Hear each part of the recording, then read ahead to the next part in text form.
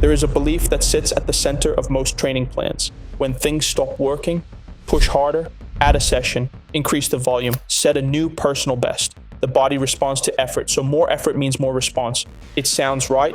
It is built into every coaching cue and every program that has ever told you to grind harder. And for tired people, it is exactly wrong, not slightly wrong, mechanistically wrong. Tired people who train harder get worse results, not because they lack discipline, because they are adding stress to a system that cannot convert it. And the mechanism explains exactly why. If you are new here, this channel covers the science behind fat loss and performance, the mechanisms most coaches never explain. Subscribe now, because this episode is the one that connects effort to outcome. And the answer is not what the fitness industry wants you to hear. Let me be fair to the belief first, because progressive overload is real. The body does adapt to increased demand. That is not wrong. If you never increase the stimulus, you never improve. The problem is the assumption underneath that principle. The assumption that more effort always equals more stimulus. It does not. A training session done recovered and a training session done depleted are not the same session. Same exercises, same weight, same reps on paper, different physiological event. The tired version produces less force, recruits fewer high threshold motor units, generates a weaker neuromuscular signal, and costs more to recover from. You did the same session. Your body received a different message. Stay with me, because this is where most people stop thinking about fatigue. They understand it is unpleasant. What they do not understand is the exact mechanism by which it degrades the training stimulus itself. That is what we are going to cover now. Fatigue has two components. Most people only know one of them. Peripheral fatigue is what happens inside the muscle. Phosphocreatine depletion, metabolite buildup, calcium handling impairment. This is the burn, the pump, the failure at the end of a hard set. It is local, it is recoverable within hours to days. Central fatigue is different. Central fatigue is a reduction in the brain and spinal cord's ability to drive the muscle, not because the muscle cannot contract, because the nervous system is down-regulating the signal it sends. Your brain is reducing your output before your muscle fails. This is a protective mechanism. The central nervous system monitors accumulated stress and dials back voluntary activation. It is not weakness, it is physiology. But here's what that means for your training. When central fatigue is present, your maximum voluntary force production is lower, the weight you move is lower, the motor units you recruit are fewer, the training signal sent to the muscle is weaker, you are working just as hard, you are producing less, and accumulating more systemic stress in the process. Now here is where the research comes in, because this is not theoretical. 2 decades of overtraining and overreaching studies show exactly what happens when athletes push through accumulated fatigue instead of managing it. The numbers are not small. Halson and Jeukendrup published a landmark review on overtraining syndrome in 2004. Their analysis identified the line between productive overload and counterproductive accumulation. They drew a distinction between functional overreaching and non-functional overreaching. Functional overreaching is planned. You increase load deliberately, recovery follows, performance supercompensates it. This is how periodized training works. Non-functional overreaching is what happens when the recovery never comes. Performance decrements persist for weeks to months. Mood disturbance, hormonal disruption, immune suppression, and more training makes it worse, not better. The body is not rewarding the effort, it is accumulating the debt. Halson and Jeukendrup found that the line between functional and non-functional overreaching is not the training load itself. It is the recovery available relative to that load. Same volume, insufficient recovery, different outcome entirely. And this is where it becomes directly applicable. Most people are not professional athletes on periodized programs. They are busy people training alongside work stress, poor sleep, and inadequate recovery. What happens when none of the recovery infrastructure is in place? Meeusen and colleagues published the European College of Sport Science position statement on overtraining in 2013.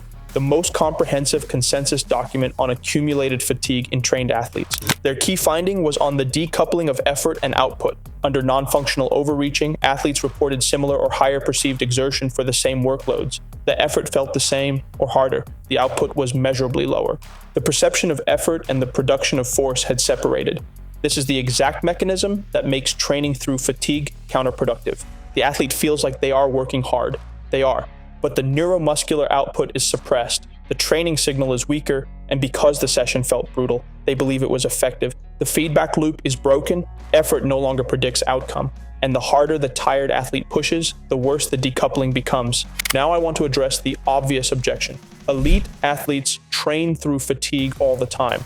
Overreaching is part of their program. True.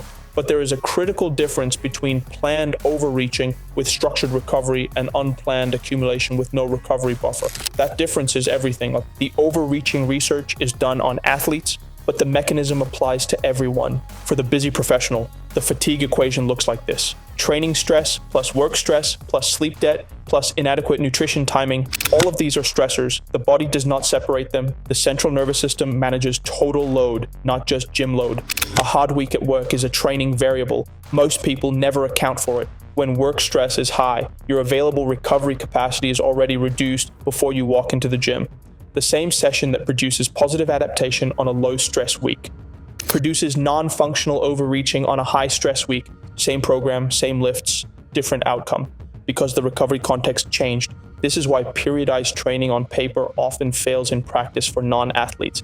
The program does not know your week was brutal. The program does not adjust. Only you can. So if pushing harder is the wrong response to stalled progress, what is the right one? Because I am not telling you to train less and hope for the best. The answer is more specific than that, and it comes from understanding what the body actually responds to. Your body does not adapt to effort, it adapts to stimulus. Those are not the same thing. A stimulus is a training signal of sufficient quality to trigger adaptation.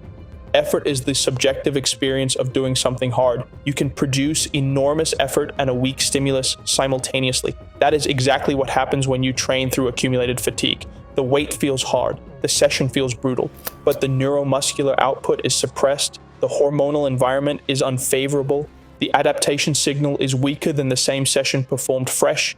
The most important training variable is not volume, it is not intensity, it is readiness. Readiness is the state in which your body can convert a training dose into an adaptation. Without readiness, training is stress, not stimulus. And readiness is not something you train your way into by pushing harder. It is something you create by managing recovery. Here's how to use this immediately. First, track output, not effort. Bar speed, reps at a given load, performance trend over weeks.